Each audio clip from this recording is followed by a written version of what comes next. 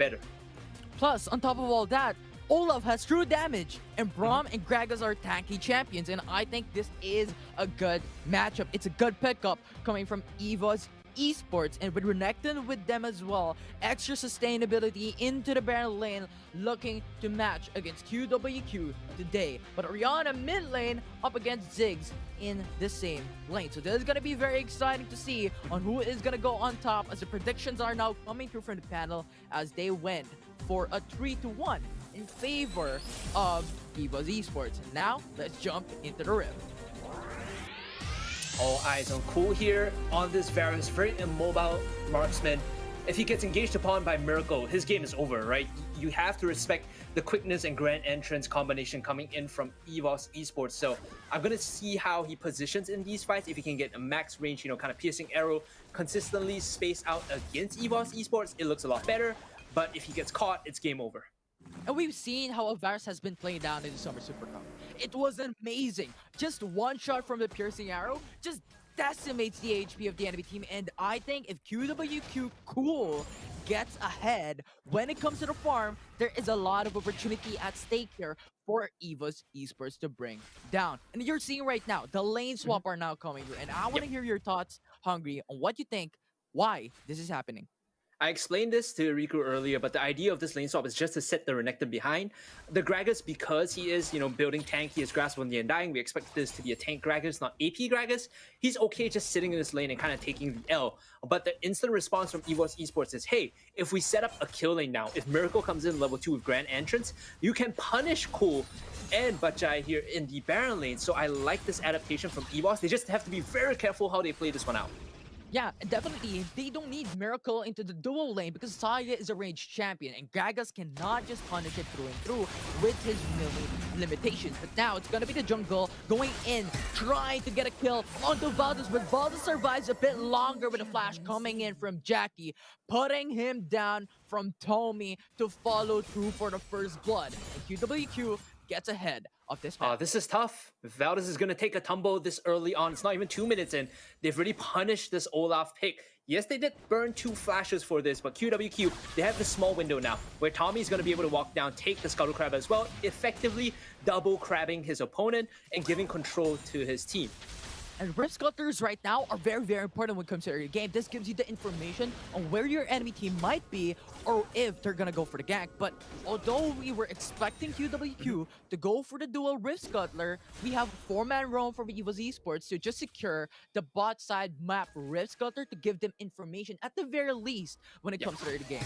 Massive commitment just to get that Rift Scuttle, the Scuttle Crab there in the bottom side. It's such a heavy pull from EVOS Esports, and they understand how important it is. As you can see, this is what we're talking about.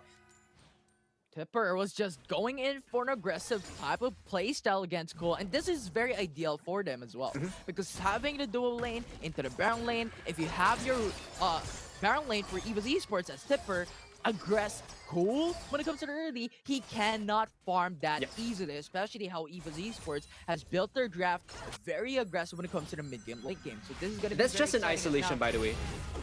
It's going to be Tommy going in with the Sonic Wave. The flash is now going to be burned as well as we have the Dragon Rage putting him at 1 HP. But QWQ will still survive that as they try to go for the tier 1 turret into the Baron lane. But Tipper is there to go for the defense. Good as setup on the dive there. They almost got the kill. If they got it, they probably would have been able to control the top half of the jungle a little bit more. I was just going to add on earlier about how you saw that matchup between Tipper and Cool side towards the Renekton in isolated one-on-one. Imagine if Miracle comes up as well with the Ignite. That is going to be a very dangerous matchup, which is why you can see that the side of QWQ are very concerned. They're swapping it over. They want to send the bot, the Dragon Duel into the mid lane instead, or potentially back to the Dragon lane.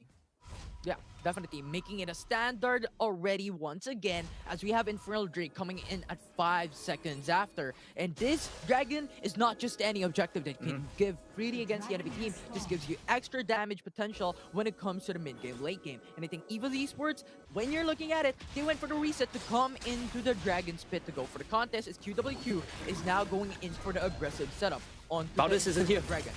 1.5k HP remaining. Who's gonna take it? It's gonna be EVOS Esports taking the steal onto the Infernal Dragon. QWQ trying to go back for a retreat, but Lee Sin will fall down as Tommy will be vanished from the face of the earth. It's gonna be the Mega Inferno Bomb, putting one more kill for the side of EVOS Esports. They are crushing down QWQ and making it another as ADC falls down for the Hong Kong region for this match. EVOS Esports is now at a lead, 4-2.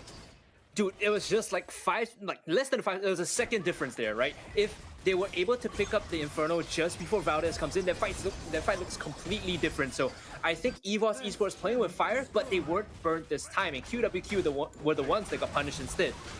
Top of all that, they got the tower for his blood. Now it's going to be the grand entrance going for the 3-man knock to save Miracle's life and also Valdez. But QWQ is persistent enough to go for the engage, and they overextended, did not get any kill. But they're looking for the tier 1 turret into the mid lane and up to EVOS Esports to go for the defense as Minefield will clear out the waves, will go for the successful defense on the 1 turret plate secured by QWQ.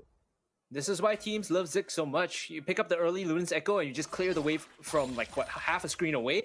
Moving into the death cap, that is going to get even worse for QWQ. The sieging is going to be even more difficult. Keep your eyes on Tommy to kick the Ziggs into his team. If they can find a pick onto G4, things look a lot better for QWQ. Otherwise, they're just standing in front of the turret. They're not going to be able to siege.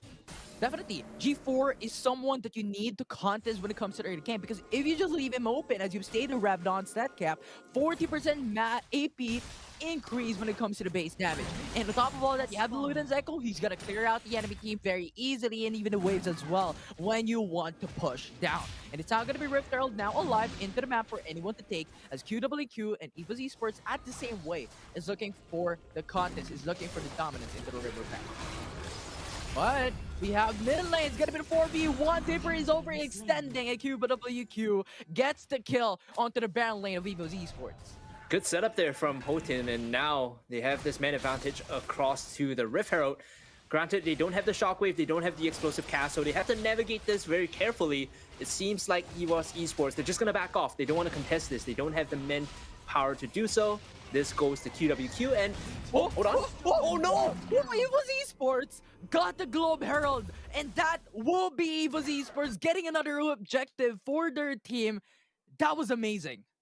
Oh, you hate to see that, Infinity. You hate to see that so badly. After QWQ punished that pick, they still somehow lose the Rift Herald because they weren't careful enough with their smites. Oh, that is awful.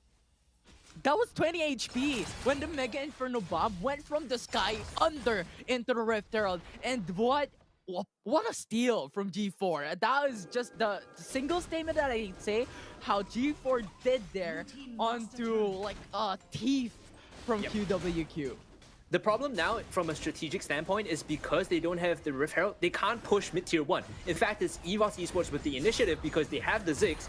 20% on this turret, Satchel Charge takes it down and might not even need the charge here. On top of all that, it's gonna be the 2v1 into the enemy jungle of QWQ. Explosive cast just to delay the fight, but unstoppable Ragnarok from the Olaf, bringing him down. The Glacial Fissure will not be enough to stop EVOS Esports today as they get 5-3 2-kill lead against QWQ. Meanwhile, Cat's all alone, just pushing this Baron lane. He's like, you guys can fight all you want. Just throw the Rift Herald, throw your ultimates. I want the solo gold. And now he's 7.2k to cool 6,000. He's got Infinity Edge. He's going to finish up the static shift here when he recalls. And he's looking so poised to control the game in the fights. Yeah, and on top of all that, with Cat Satan getting the turret instead of any other in the Baron lane, he gets every single gold from that turret. And that just enables him to buy more items for himself when it comes to the 8-minute mark. When you're looking at the items of EVOS Esports, it's just too dominant to this regard. But now, gonna be the grand entrance going for the one-man knock-up. QWQ is forced to back away. Yeah, I don't think QWQ can really contest this dragon, even though it's a Cloud Drake. It's, like I said, not the most impactful. It's going to help EVOS Esports rotate around the map quicker, but QWQ will drop this objective, give it over for free, try to regain some control on the map, put vision down, try to spot out where Valdez and Tipper are rotating from, and that gives you, good flash from G4. Good micro play from G4 going for the instant flash, seeing that the chain of corruption was there from Cool. But now it's going to be QWQ looking for the Valdez as Ragnarok is now going to be forced away as Cat Satan will be there to go for the damage out, but Shockwave will connect onto 2 as Braum will get down from the ground under. QWQ will get decimated with no trade-offs against EVOS Esports as they take 2 away from QWQ. Valdez buys so much time. We saw him just pop the Ragnarok and say, hey guys, you know, we can fight into this choke. All we need is one extra body. And Cat Satan did more than that. He brought a whole army with him just to fight in that corridor. Mega Inferno Bomb plus Featherstorm just eviscerates QWQ, and 9.5 minutes approaching 10 minutes. The gold gap is 10k in favor of EVOS Esports. 1,000 gold a minute. Infinity, that is absolutely insane. Definitely, I think insane is an understatement. Is there any higher term for insane coming into this match? It's just so dominant coming from EVOS Esports coming in from this one. And as you stated, Valdez just went for the Ragnarok. He doesn't care about his HP. It's 1 HP, no worries. We're just gonna bring it back. And considering that his kill kit was built to have the crew damage and also lifesteal as well, I think that was one of the reasons why he survived that fight as well. So that was just amazing knowledge of EVOS Esports coming in from that engagement. If they can find this pick, it'll be good. Oh, but good is now going to be happening for EVOS Esports, going for the one-man knockup onto Butjai, as Butjai will be forced back away, but Cool will fall down. It's a quickness going for the follow-up engagement, as Lee Sin will be forced to go for the Sonic Wave away, as EVOS Esports is looking for the inhibitor turret mid lane. Now going for the knock up onto Gragas as Earth will be destroyed. EVOS Esports will now receive the natural lane pressure into the mid lane, opening up the base for QWQ. This is as dominant as it gets, Infinity. I think the panel 100% right on this, except Ashurai. Good try there, buddy. You know, I like the spirit. I like the kind of optimism, but EVOS is outclassing QWQ across the map. Macro play, individual skirmishes, just the item build as well. Yes, I do see a double Black Cleaver. It's not optimal, but you have to remember too that Tipper is always playing away from his team. This is one of those instances where it's okay, I guess. Like, it's not ideal, but it's okay for the Olaf to have Black Cleaver as well. Yeah, I mean, EVOS Esports a while ago, Tipper went in for the back door and won them the game with the Baron buff alone. And I think that is the same knowledge coming in from this match against QWQ. EVOS Esports, Tipper is a 4-1 setup type of guy coming in from this one. If you're seeing it right now, Tipper is hovering and padding into the Dragon lane instead of into the mid lane, where every single one of his teammates are there and ready to fight. He's always playing away from his team, which is why this Black Cleaver sort of makes sense. It's not the most efficient use of gold, but yeah, it does. And now EVOS is just looking for the setup. They need the wards first to clear out this sort of top half of the jungle so they can establish control on the Baron. The Baron threat here, especially with the TP enchant on Tipper, means that QWQ are always going to be in a lose-lose situation. Am I going to answer the split pushing Renekton, or am I going to give the Baron over to EVOS? It looks like the choice now is you're going to give the Baron over to EVOS Esports.